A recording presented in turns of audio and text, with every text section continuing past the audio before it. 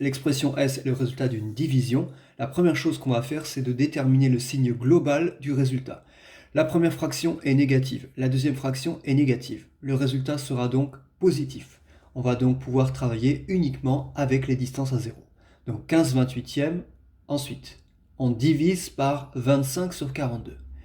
Vous avez vu l'année dernière que diviser par un nombre revient à multiplier par son inverse. L'inverse de 25/42, c'est 42/25.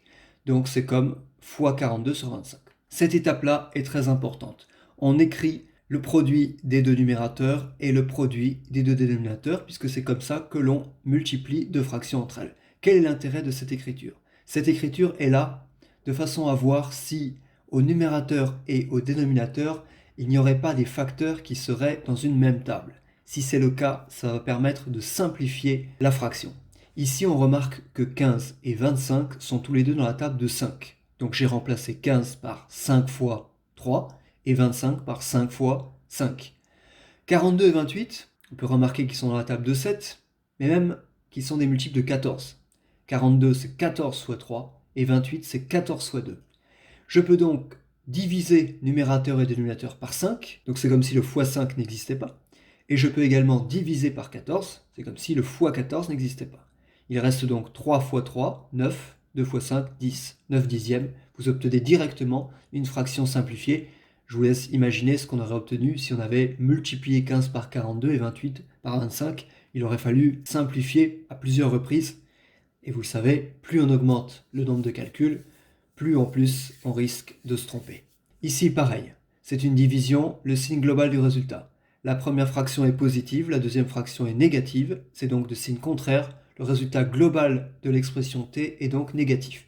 Je vais donc placer un moins jusqu'à la fin, et ensuite je ne travaille plus qu'avec les distances à 0. Diviser par 72/55 revient à multiplier par son inverse. On écrit le produit des numérateurs, le produit des deux dénominateurs. On regarde s'il y a des facteurs au numérateur qui seraient dans une même table que des facteurs au dénominateur. C'est le cas de 63 et 72. Ils sont tous les deux des multiples de 9. Je remplace 63 par 9 fois 7, 72 par 9 fois 8. 55 et 44 sont tous les deux des multiples de 11. 11 fois 5, 11 fois 4. On peut donc simplifier par 9 et par 11. Il reste moins 7 fois 5, 35, 4 fois 8, 32. Dans cette écriture, on fait très attention. On regarde quelle est la barre de fraction principale. La barre de fraction principale, non seulement c'est celle qui se trouve sur votre ligne d'écriture, mais c'est surtout celle qui se trouve en face du égal. Donc cette écriture veut en fait dire 12 divisé par 45 16e.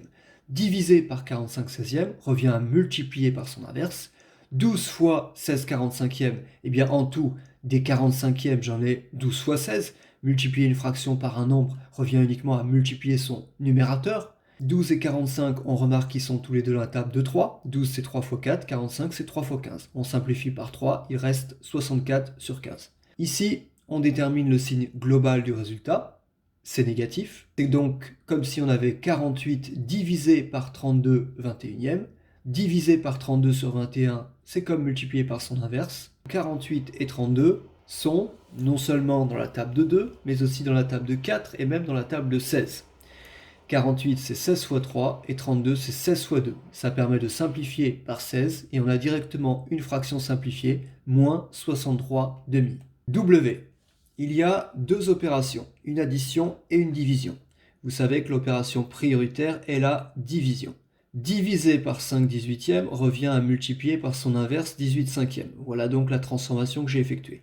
Moins 5 sur 12, cette fraction étant globalement négative, j'ai placé le moins devant.